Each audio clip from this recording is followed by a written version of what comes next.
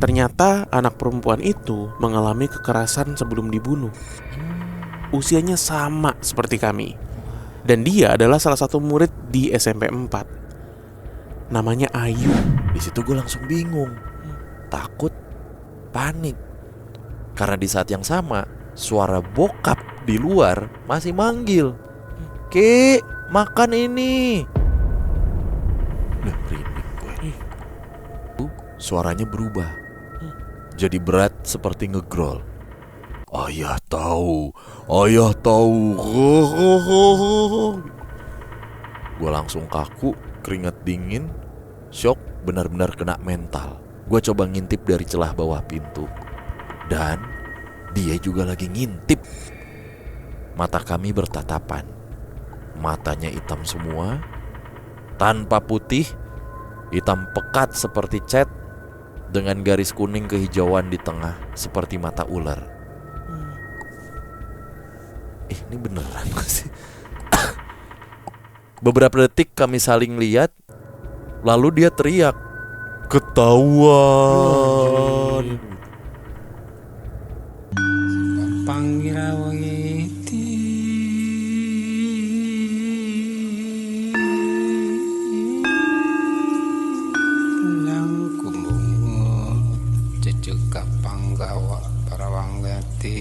Sajawandang kalawana bengke. Assalamualaikum warahmatullahi wabarakatuh. Shalom, Om Swastiastu, Namo Buddhaya. salam kebajikan. Selamat datang kembali di podcast Malam Kliwon episode 682. Itu dia. Selamat pagi, siang, sore, malam teman Kliwon dimanapun Anda berada. Yoi. Semoga sehat dan semangat nih, udah masuk kerja semua ya. Amin. Wah, mantep nih udah masuk kerja lagi. Dan buat teman Kliwon yang pengen jadi narasumber di PMK, silakan langsung kontak nomor di bawah ini. Itu dia. Ya, kami ingin mengucapkan selamat Hari Raya Paskah untuk teman-teman Nasrani yang merayakan ya. Yes, ini berarti lagi long weekend ya kondisinya Lagi ya. long weekend ini. Jumat Good Friday, minggunya Paskah. Betul. Selamat merayakan Paskah untuk teman-teman Kristiani. Yes. Damai dan kasih menyertai. Amin. Oke, Ya. kita sudah menyiapkan 2 buah cerita untuk menemani teman Kliwon semua yang sedang beraktivitas. Cerita pertama ini datang dari seorang teman Kliwon yang ceritanya tuh gak terlalu panjang ya. Oke, langsung aja gue bacain. Halo, perkenalkan, nama saya Ayu. Saya dari Aceh. Kejadian ini saya alami sekitar tahun 2011 atau 12 gitu. Saat itu saya masih duduk di bangku SMP kelas 1. Saya sekolah di lokasi yang bisa dibilang jarak antar sekolah tuh berdekatan. Bahkan bisa ditempuh dengan jalan kaki. Di area tersebut ada 3 sekolah yang berdekatan, yaitu MTSN 1, SMP 2, dan SMP 4. Saya sendiri sekolah di MTSN. Suatu hari sepulang sekolah, saya mendengar kabar kalau malam minggu nanti akan ada konser salah satu band Indonesia. Namanya juga anak remaja, pasti tertarik dong untuk nonton. Singkat cerita, saya dan teman-teman pergi ke konser itu. Kami pergi berempat. Saya, Tari, Santi, dan Bella. Kami pergi dengan berjalan kaki, melewati SMP 2 dan SMP 4. Saat berangkat tidak terjadi apa-apa. Sampai acara selesai pun kami masih senang-senang aja. Namun saat pulang, Tari bertemu dengan temannya. Oh iya, sekolah kami ini berbeda-beda. Hanya saya dan Bella yang satu sekolah. Teman Tari itu satu kampung dengan kami. Kami ajak pulang bareng, tapi dia menolak karena datang bersama ibunya menggunakan motor. Akhirnya kami pulang berempat lagi. Di perjalanan pulang, kami bercanda dan bermain. Dan saat sampai di depan SMP 4, kami mendengar suara teriakan, "Ayu!" Kami langsung noleh. Ternyata yang memanggil adalah teman Tari tadi. Tapi kami merasa aneh. Kenapa dia manggil nama saya, bukan namanya Tari? Kami tidak terlalu menghiraukan. Tiba-tiba dia bilang ingin pulang bersama kami. Kami pun gak masalah, malah seneng karena jadi nambah temen gitu, ada tambahan teman buat pulang. Kami melanjutkan perjalanan sambil tetap bercanda-bercanda lah. Kami bermain injak bayangan karena lampu di sekitar sekolah saat itu tuh remang-remang. Tapi anehnya, teman tari ini tidak ikut bermain sama sekali. Dia juga tidak berbicara sejak bergabung dengan kami. Sampai akhirnya kami tiba di sebuah persimpangan gitu, di mana lampunya tuh lebih terang. Di situ kami sadar bahwa bayangan teman tari itu nggak ada. Jadi dia nggak memiliki bayangan. Kami berempat langsung menatapnya. Lalu dia berkata, "Tadi aku teriakin nama aku, tapi kalian semua menoleh. Padahal nama teman tari itu adalah Nasya. Sedangkan yang kami dengar sebelumnya adalah nama saya, Ayu." Kami langsung lari gak tentu arah. Panik, ketakutan, semua campur aduk lah. Keesokan harinya, kami mendengar kabar bahwa terjadi pembunuhan pada malam konser itu. Korbannya satu keluarga. Ayah, ibu, anak perempuan, dan adik laki-lakinya. Ternyata anak perempuan itu mengalami kekerasan sebelum dibunuh. Usianya sama seperti kami. Dan dia adalah salah satu murid di SMP 4. Namanya Ayu. Dan setelah kejadian itu, kami berempat jatuh sakit selama 7 hari 7 malam. Datangnya bersamaan, sembuhnya pun juga bersamaan. Oke, segitu aja. Terima kasih sudah mendengarkan cerita ini. Wah, ini spesifik banget nih lokasinya loh. Di Aceh. Di lokasi-lokasi sekolahnya tadi disebutin. Iya. Dan kalau di fact check tuh gampang ini. Harusnya. Kejadiannya tahun berapa, peristiwanya kayak gimana. Oh ya, tadi fisiknya tuh yang manggil tuh si Nasya ya. Cuma ternyata tuh adalah Bukan. sosok yang menyerupai si Nasya. Lah Nasyanya kemana ya? Nah itu, apakah Kan harusnya nyadar Sempet bermain ada- dengan Nasya kan. Gitu. Kan misalnya nih kita berempat gitu, mau main, mulai janjian kan. Ada Nasya gitu. kan Nasya ketemu di lokasi. Iya, cuman ya makanya ini kan kronologinya dulu, set ketemu di lokasi. Nah tapi habis cerita ini kan nggak disebutin kan Nasyanya di mana. Nasanya kemana? Kemana? Sorry. Iya, dia kan pulang sama maknya katanya. Terus tiba-tiba muncul tuh yang manggil. Ternyata dia katanya mau bareng. Ternyata bukan dia. Ya proses itunya sih. Kemana Nasyanya ini nih?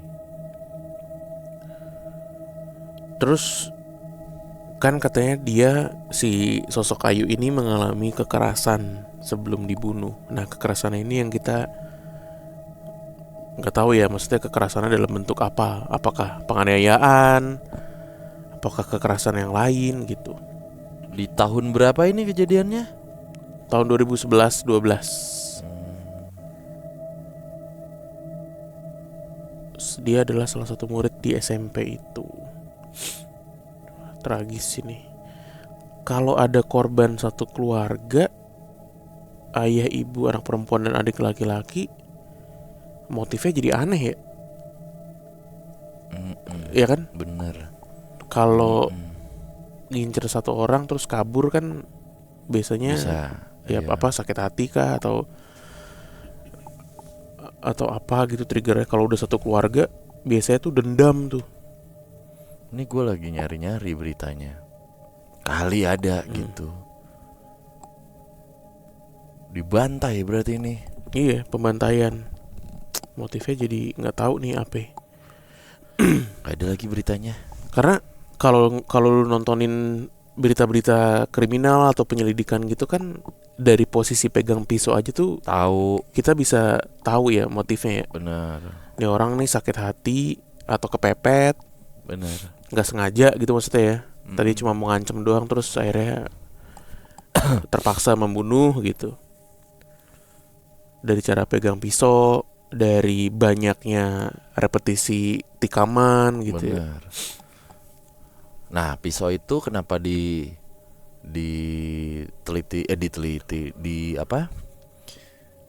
diliatin lah ya cara megangnya gitu.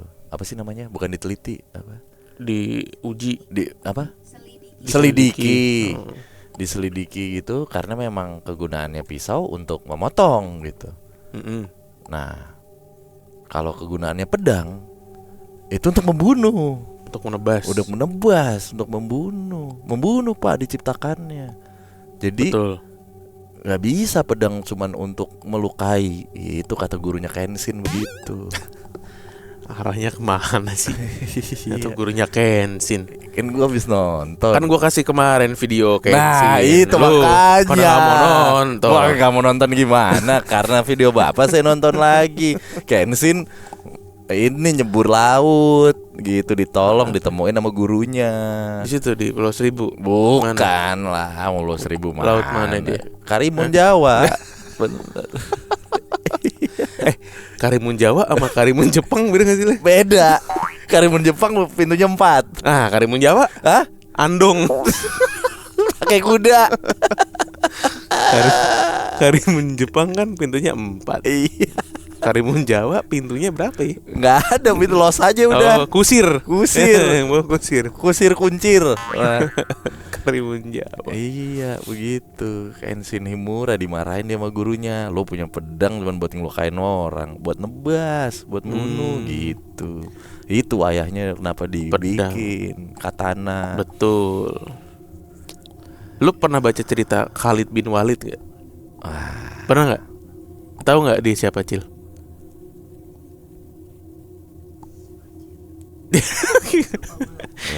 Siapa ya? Dia juga gue Ya lupa lagi. gimana? Bener gak ya? Bentar, gue lupa namanya. Anak buahnya ini ya, Anak buah siapa? Umar bin Khattab. Bentar, gue ingat-ingat. Iya bener, Le. Bener. Jadi dia tuh panglima perang dulu lah. Jadi udah memenangkan lebih dari 100 pertempuran. Nah dia tuh punya julukan Saifullah Al-Maslul, pedang Allah yang terhunus. Karena dia ini banget, Pandai jago pedang. banget, iya. Nah itu adu dah sama Kenshin. Jangan. Gue megang dia, gue Khalid bin Walid. Gue megang Cho. Coba siapa? Ada musuhnya Kenshin. Gue megang Khalid bin Walid gue. Ya tergantung ini mah arahnya. Kita adu aja pakai AI. Habis ini Bisa. Khalid bin Walid versus Cho. Iya Cho, Kenshin Himura menang mana? Ayo menurut AI. Iya, oke. Iya, kita menurut cari. AI. Bisa kita prediksi, coy. Dengan pedang-pedangnya. Iya. Bisa nanti habis ini ya. Khalid Nanti. bin Walid, bro. Lawannya Cho. Ya. Oke. Oke. Yo, cerita berikutnya ini datang. Ini cukup panjang. Kalau tadi cukup pendek, sekarang cukup panjang. Cukup Debi. Kok begitu deh? Ceper kalau itu. Assalamualaikum warahmatullahi wabarakatuh. Selamat pagi, siang, sore, malam, tergantung Mas Bimo dan Bang Danu dan teman Kliwon mendengarkannya kapan. Siap.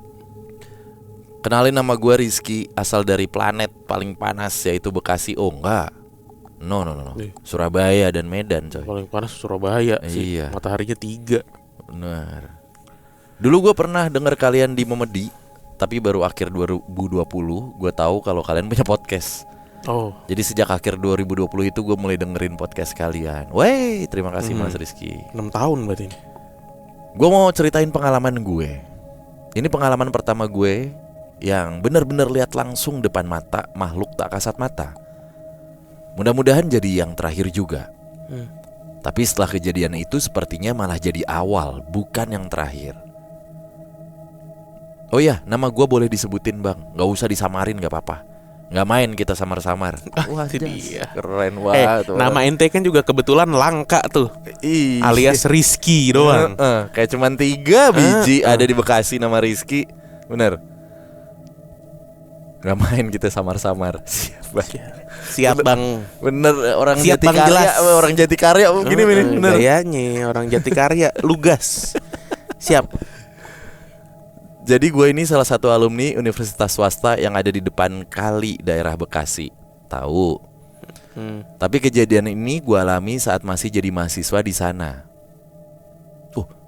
Kita pernah dapat cerita dari kampus ini juga. Betul. Benar. Sebelumnya, gue bukan orang yang bisa lihat hal-hal seperti itu. Gue cuma mahasiswa biasa yang doyan kopi sama seblak. Waktu itu gue cukup aktif di kegiatan kampus. Jadi gue ikut organisasi atau UKM fotografi karena memang hobi juga. Ceritanya, UKM gue tuh mau ngadain pameran di kampus. Jadi kami semua sebagai panitia dan juga yang memamerkan karya harus dekor dan setting tempat pameran. Kami baru bisa mulai sekitar jam 5 sore karena pagi harus menunggu kegiatan belajar selesai. Singkat cerita. Sorry. Kenapa sih? Gue tuh denger memamerkan karya tuh kayak lihat karya saya. Memamerkan karya. Cicago. Kayak sosis Brasus kan gitu. Cicago Frankfurt. Jam 5 sore. Oh ya. Kami baru bisa mulai sekitar jam 5 sore karena harus menunggu kegiatan belajar selesai. Singkat cerita, kami dekor sampai jam 1 pagi.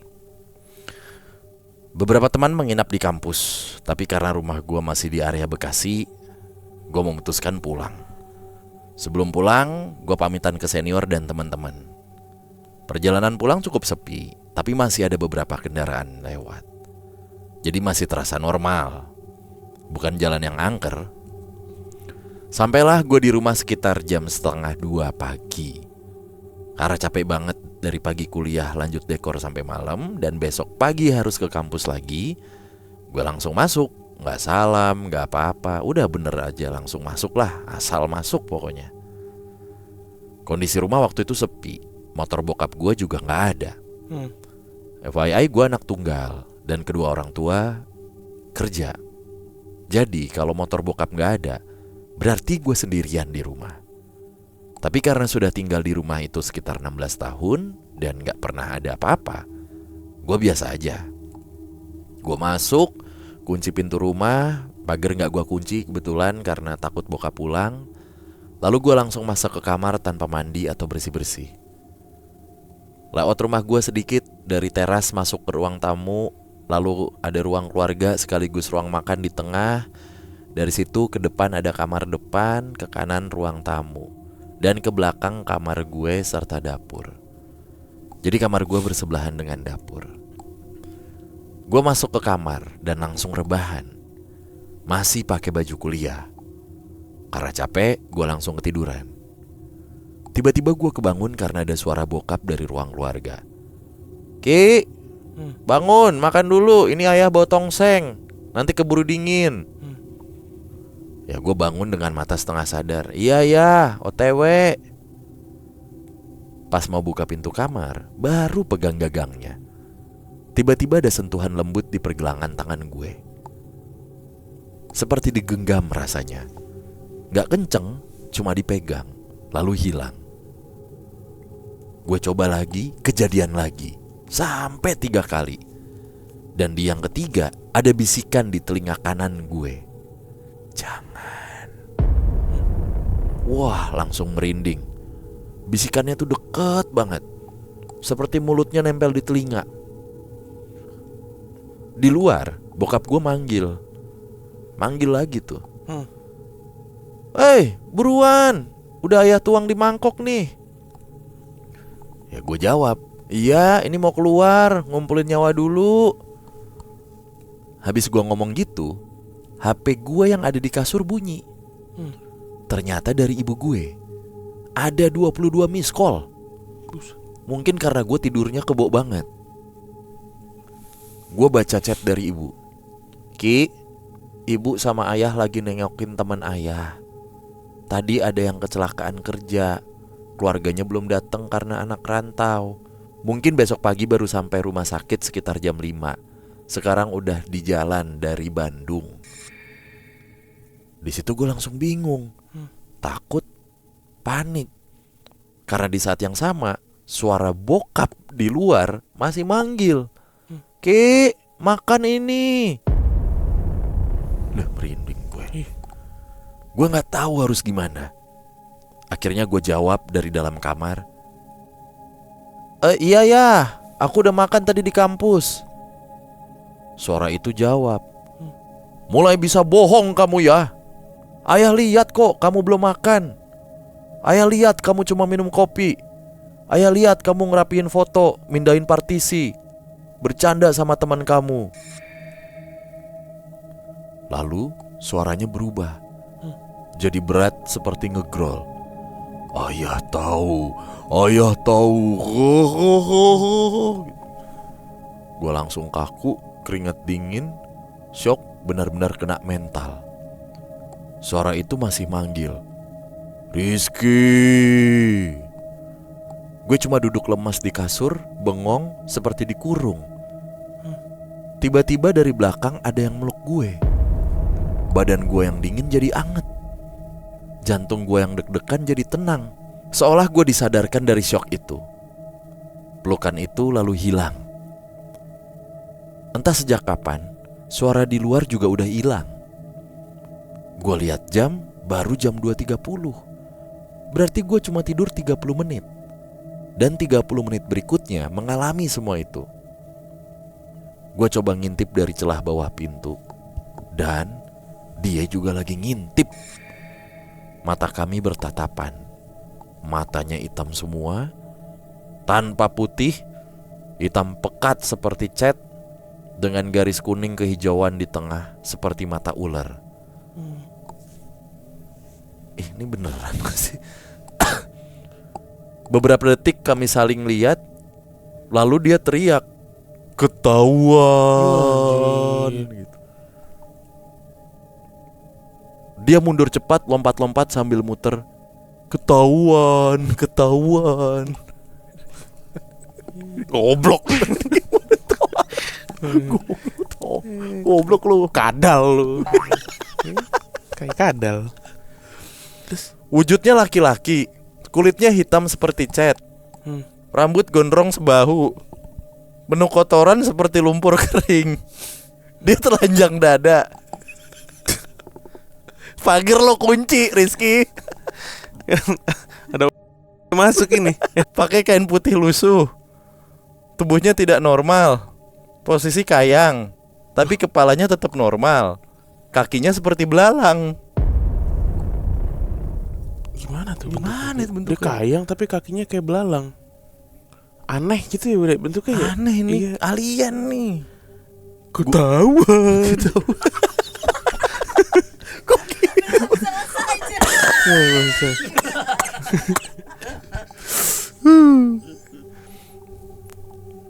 Gue langsung mundur naik ke kasur, meringkuk sambil baca ayat kursi. Walau banyak salah karena ketakutan sih. Dan itu berlangsung lama, sampai terdengar sholawat dari masjid menjelang subuh. Saat itu suara dia hilang. Hah? Lalu dia bicara keras menggema. Wedal telas, dados puniki makhluk paling mulia ing bumi. Hehehehehe. Gua nggak paham artinya tapi jelas bahasa Jawa. Apa artinya? Dados Wedal puniki. telas. Dados puniko makhluk paling mulia. Coba Wedal gua telas. translate. Jadi makhluk mulia paling mulia ing bumi ini nyindir si manusia nih. Setelah itu terdengar suara lari ke arah ruang tamu. Gua ngintip lagi udah gak ada. Gua lemes duduk di lantai, lalu terasa lagi tangan gua digenggam, dituntun ke kasur dan gua tertidur. Di mimpi gua ada di tanah luas, merah, retak-retak, langit mendung. Ada satu pohon besar. Di sana ada wanita sekitar 172 cm lah tingginya, pakai baju hitam dan rok kuning seperti adat, memegang payung hitam. Rambutnya pendek, pirang, matanya tertutup semua, termasuk satu di dahinya. Dia terlihat cantik, tapi pucat seperti vampir. Dia pegang pundak gue dan bilang, "Sudah aman ya?" Gue bangun jam 6 pagi.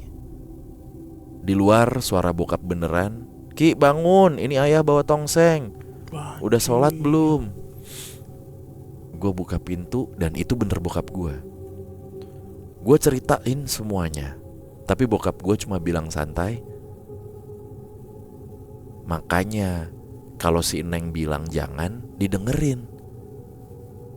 Oh. Lalu dia cerita, ternyata sejak zaman kakek buyut gue, keluarga kami punya pendamping. Sosok itu adalah keturunan dari makhluk yang dulu belajar dari kakek buyut gue. Katanya, setiap keturunan akan didampingin juga. Tapi cerita ini biasanya baru dikasih tahu saat umur 25. Gue baru 20. Tapi karena sudah mengalami, akhirnya dikasih tahu. Sayangnya, sebelum gue 25, bokap gue sudah dipanggil Allah Subhanahu wa Ta'ala. Jadi cerita ini masih menggantung. Kata bokap, kamu gak akan bisa nyari dia. Dia datang kalau kamu butuh atau dalam bahaya. Kalau kamu gak takut kemarin, harusnya kamu buka pintu. Dia pasti kabur, karena tahu di belakang kamu ada siapa. Oke, mohon maaf kalau panjang. Semoga bisa menghibur teman-teman Kliwon. Terima kasih banyak. Makasih Ki. Tadi gue sambil nyari tahu artinya ya, bahasa Jawa yang diucapkan sama si belalang kadal tadi. Bener. Wedal telas dados puniki makhluk paling mulia ing bumi. Waktu telah berlalu. Terus atau lalu siapakah makhluk paling mulia di bumi? Jadi dia kayak ngecengin gitu ya. Ini nih gitu. Iya. Makhluk paling mulia di muka bumi. Iya. Gue nih kadal. Tapi belalang. Tapi semuanya terjawab ya. Ternyata memang keluarganya Mas Rizky ini melakoni lah intinya gitu. Dari kakek buyut bahkan. Dan dia punya penjaga. Punya penjaga. Turun temurun. Bapaknya udah paham, almarhum bapaknya. Gitu. Cuman sosoknya memang makhluk-makhluk yang diburu MIB ya, Men in Black gitu. Men in Black. Matanya 3 ya. Tadi ya. Oh si bukan, yang jaga. itu si Neng. Iya si Neng yang jaga Iya. kan matanya juga 3 dia. Benar, termasuk di dahinya. Iya. 3 matanya. Benar. Terus yang yang makhluk MIB ya, bener ya bentukannya begitu. Matanya mata reptil. Matanya mata reptil. Nggak, tapi kalau reptil kan kelopaknya matanya gini kan, ngek apa begini. Iya. Bukan begini. Vertikal dia. Vertikal. Kan tadi gitu kan. Matanya hitam, ada garis tengah. kuning di tengah. Kayak reptil ya, bener. Iya kan? Nah, kalau vertikal kayak reptil. Iya kan Garis tengah. Tadi nggak dijelasin sih. Kagak. Cuma di tengah doang. Kalau kalau horizontal kayak TV Beler. rusak. Nah iya jatuhnya beler. Iya, jadi TV garis. LCD rusak. Jadinya. Tapi sih gue nangkepnya vertikal ya, kayak seperti reptil gitu. tetep aja ngintip-ngintip. Yalah genit lu. Makhluk lu ngintip. Lihat-lihatan ketahuan nih, serem sih kalau ngalamin langsung mah. Tapi bentuknya aneh ya, gondrong, sebahu. Kulitnya hitam semua. Cuma tadi pakai baju apa ya? Nggak pakai baju, telanjang dada. Telanjang dada, celananya? Putih, lusuh. Celana Madrid. Oh. Iya loh, celana bola anak bocil tuh lebih banyak Liga Spanyol loh. Bener, coba lo perhatiin. Kalau nggak Barca, Madrid. Jarang Newcastle, bener. Iya, Spurs gitu nggak ada. Nggak ada, jarang. Bener. Sih, Hampir nggak ada. Madrid. Madrid, Barca gitu. Getafe nggak ada yang pakai Getafe. Maksud salah, Rayo Vallecano kalau mau. Aduh, namanya sulit. Gitu. Makhluk apa jadi yang ditemui sama si Rizky ini? Loncat-loncat lagi. Ayo, Wah. itu lagi. Ketahuan. Ketahuan. Semprot Baygon aja kali. Iya, Begitu ya, bener. Gitu. Yang double lagi nozzle-nya. Iya. Yang atas bawah. Ayo lo. Iya, paling terbalik dia gitu-gitu doang. Iya. Udah bener. Jadi temen Kliwon kalau nemu makhluk yang kayak gitu, nggak usah dibasmi sampai dia kebakar, nggak usah. Bikin terbalik aja. Iya, nah, Bikin bingung dia. telentang udah biarin. Bingung dia. Bingung. Nggak usah repot-repot ayat kursi. Nggak usah. Bikin telentang aja udah. Plek gitu. Gini-gini sampai pagi. Sampai Datang pegel. Bapak Rizky. Ki, Bapak botong seng. Tapi kok bisa dia menirukan bapaknya ya di kejadian yang belum terjadi. Ki, Bapak botong seng, anjay. Iya ya. Sebuah keyword. Menarik nih. Bapak botong seng. Wah, ini buntut nih, nyari nih kudunya nih. Ah? Togel. Karena Nggak boleh. nggak apa-apa lah. Oh, iya. Karena Ya udah bisa memprediksi. oh iya, harusnya kita piara. Iya.